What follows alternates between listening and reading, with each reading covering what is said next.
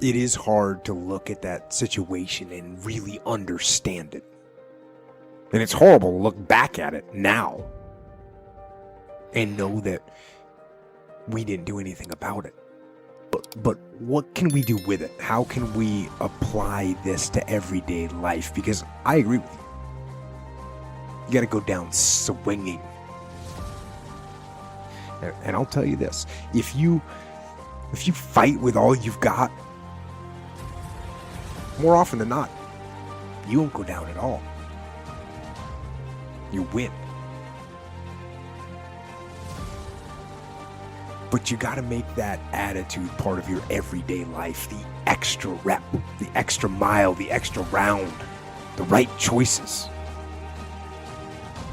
to make yourself stronger mentally and physically. Stand and fight. Fight against weakness and against fear. And fight against time and decay. Fight back. Go down swinging.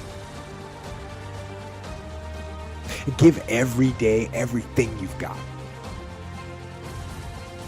And when you face a challenge, even something where you don't believe you can win, maybe it's a situation where you cannot win. But if you can't win, remember this. You have nothing to lose. So stand up and go forward and go out in a blaze of glory. Fighting with everything you've got, every ounce of energy, every bead of sweat, and every drop of blood. Till your last breath. And then, and only then, you can stand down. And you can put down your sword. And you can put down your shield. And rest. In peace.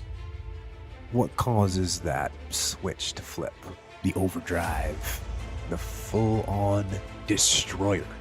It's a thing that allows you to go the extra distance, to dig just a little bit deeper and to push a little harder, get after it. So when it doesn't make sense, logical sense to go on, that's when you got to use your emotion. That's when you got to use that anger, that frustration, that fear to push yourself harder, to push yourself to say, I don't stop. You got to override that emotion with the concrete logic and willpower. You fight the weak emotions with the power of logic, and you fight the weakness of logic with the power of emotions.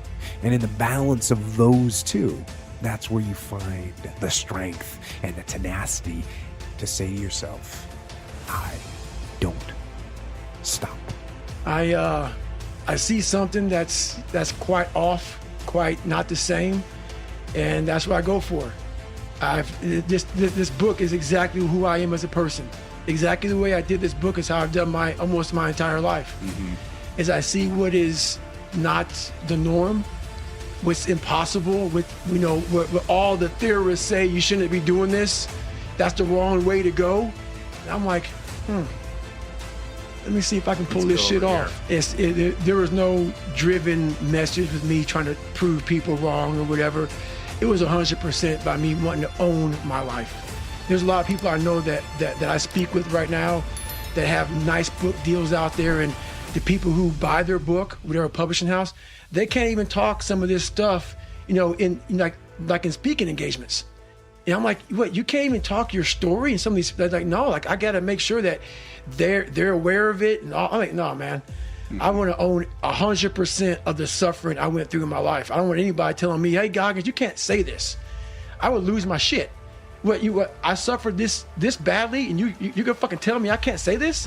There've been all kind of problems with that one. Uh-huh. So I made sure that I wanted to own all of Can't Hurt Me and own all of my own life story. So that's what it really is all about. I think it's important to do things you don't like, and I was very ashamed of my life story for a long time. I didn't want to go out and tell anybody shit about me. So that's why I had two people. I had created one David Goggins and one Goggins. Right. And I didn't want people to know that I had all these issues. But after a while, people start to give you these different taglines. You know, like, you're superhuman, you're amazing. I'm like, you fuckers don't know anything about me, man. I'm this insecure kid. I started realizing there's a lot of people out here who are going through a lot of problems that I once tapped into. You know, I had a whole bunch of issues growing up. And, you know, I felt compelled to just, you know what? You gotta start sharing this stuff, man, because people see where you're at today. They see where you're at today. They see the man you are today, this hard, rock hard human being. Show these people where you come from. Right. Show these people it's possible. We have a moment where we stop, because we're like 6 or 7, you know, 6, 7, 8, where I start doing all these crazy feats and start going way beyond human limits for myself. And I tell people, while you're hearing this, I know you guys have already forgotten about how I came up. Don't forget the torture I endured mentally and physically in my own mind, going through all this shit. So don't ever forget that. So people forget that so quickly when they get to that 7, 8, 9, 10 chapters. Well, everything I do, I try to do my very best. And now that I'm out here trying to share this story with people, I want to be so real and so fucking authentic, to the point where it was embarrassing to me. As I was writing some stuff and I was giving it to Adam and we were going back and forth, I'm like, man, I was talking to my fiance, do I really want people to fucking know this about me? I had to show people I was human. You know, people didn't think I was human. They thought I came from outer space, man, from some spacecraft and shit, and landed down here and just formed Goggins from the rocks and the soul of the earth. No, that's not how it is, man. So I said, yeah, I'm gonna share a secret with you all. It's a big division, because when I talk to people, like, I see where I'm at today, but I know where I come from. And it's kind of hard to almost separate that. I'm almost, not in a way I'm kissing my own ass, but I'm amazed at what a human being can actually do.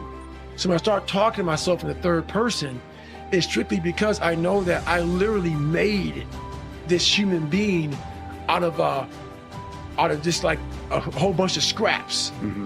And I wasn't, you know, I wasn't a mechanic. I wasn't a carpenter. So I didn't know how to do any of this shit. You know, I wasn't trained in how to build a human being from nothing. You know, like, my mom didn't train me, my dad didn't train me, life didn't train me. Well, life did train me. Yeah. Life did train me, correction. And I started putting this scrap metal together.